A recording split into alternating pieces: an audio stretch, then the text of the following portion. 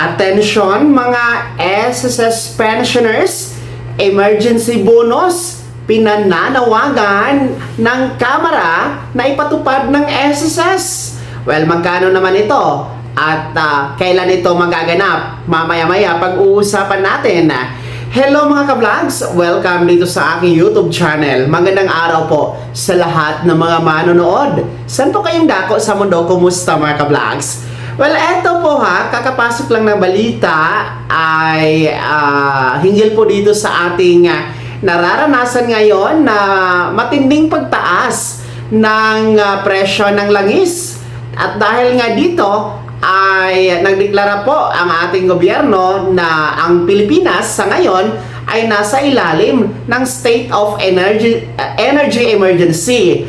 At dahil nga po dito, pinananawagan dyan sa Kamara sa pamamagitan po ng SSS-GSIS Pensionado Party List sa representasyon ni Representative Rolando Ledesma Magkasait na magbigay ang SSS ng Easter Emergency Bonus para sa lahat ng mga miyembro at pensionado dahil nga po sa nararanasang matinding pagtaas ng presyo ng langis. Hindi lamang po para sa mga SS members and pensioners ang saklaw dito sa panawagan na emergency bonus, maging ang mga nasa GSIS members and pensioners mga ka-vlogs. So kapag kasi bibigyan ng emergency bonus ang ating nasa SSS and GSIS members and pensioners, malaking tulong ito para po sa provide ng langis, lalong-lalo pa sa ating mga ka-vlogs, sa ating mga miyembro, mga pensionado na kumukonsumo talaga ng langis, especially yung mga chopper natin, mga jeepney drivers, yung mga nasa transport sector mga ka-vlogs, kasi mahalaga din po ang ginagampanan na papel ng ating mga nasa transport sector sa ating ekonomiya. Dahil dito nakasalalay ang transportasyon para sa mga empleyado na pumapasok sa kanilang trabaho, pati yung mga produkto natin mula sa probinsya papuntang bayan, kailangan talaga ang transportasyon. Kaya itong emergency bonus na ito na pinananawagan ni Representative Magkasait, malaking tulong talaga ito sa mga miyembro ng SSS at GSIS. Pero ang tanong, ito ba ay ipapatupad na? Aprobado na ba ito? Well, hindi pa ito aprobado sa Kamara. Uulitin ko, pinananawagan lang ito sa SSS. Wala din naman pong House Bill ang final para dito, kundi panawagan ito para sa SSS na ipatupad ang Easter Emergency Bonus dahil po sa mataas na presyo ng langis. So tayo din po dito sa ating YouTube channel ay atin din pong tinatawagan ang atensyon ng SSS na tugunan na sagutin itong panawagan na ito sa positibong paraan. Ipatupad po kung merong pondo, kasi kung maalala niyo mga ka-vlogs, maraming pondo ang SSS ngayon dahil po sa 2025 net income na meron nito.